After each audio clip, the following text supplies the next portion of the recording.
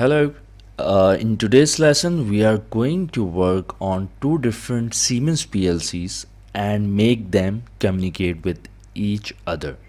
So in TIA portal we have S7 communication instructions in which we are going to use put and get instructions as mentioned in this manual.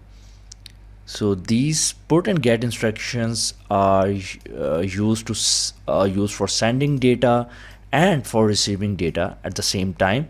It is exclusive for Siemens PLCs. We can communicate to S7-1500 to S7-1200 or S7-1500 with S7-1200 PLCs, and obviously we can communicate more than two PLCs as well using these instructions.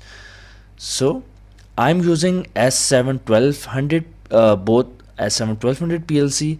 This is S7-1211C DC DC TC, and this is 1200 1214C DC DC relay. So both have same firmware version. These are connected.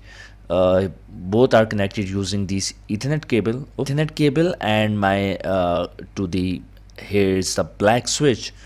So both cables are connected to this black switch, and from there my cable is coming and connected to my laptop.